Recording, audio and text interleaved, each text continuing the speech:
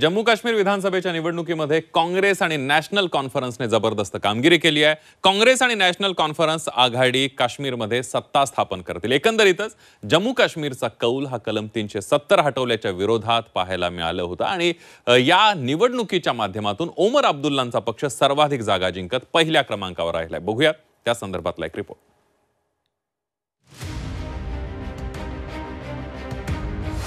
जम्मू काश्मीरचा अब्दुल्लांना कौल।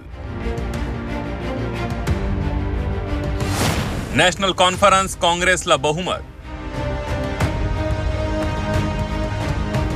370 हटवल्याच्या विरोधात काश्मीरींचं मतदान। जम्मू काश्मीर विधानसभेच्या निकालात काँग्रेस आणि नॅशनल कॉन्फरन्सच्या आघाडीनं दमदार विजय मिळवलाय। यामध्ये ओमर अब्दुल्ला यांच्या नॅशनल कॉन्फरन्सने तर धडाकेबाज कामगिरी केली आहे।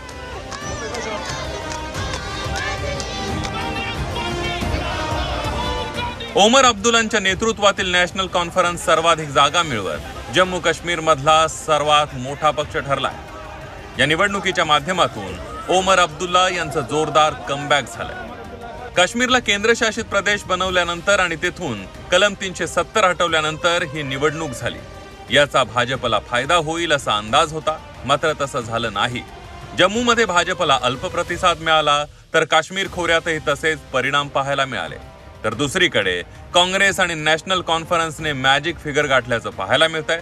तर ओमर अब्दुल्ला मुख्यमंत्री बनतील असं फारूक अब्दुल्ला यांनी जाहीर केलंय। सीएम कैंडिडेट की सूरत में किसको देखेंगे? सीएम कैंडिडेट मैं समझता हूं उमर अब्दुल्ला जो है वो सीएम बनेंगे। बहुमतासाठी 46 जागांची आवश्यकता आहे, मात्र जम्मू काश्मीरमध्ये लेफ्टनंट गव्हर्नरला 5 अतिरिक्त सदस्यांना नामनिर्देशित करण्याचा अधिकार आहे। त्यामुळे बहुमताचा आकडा हा 48 वर गेलाय। या आकड्यामुळे काँग्रेस आणि नॅशनल कॉन्फरन्सची चिंता वाढली आहे। त्यामुळे काँग्रेस आणि नॅशनल कॉन्फरन्सला सत्ता स्थापनेसाठी इतर पक्षांची मदत घ्यावी लागण्याची शक्यता आहे। उर्वशी खोना, झी 24 तास।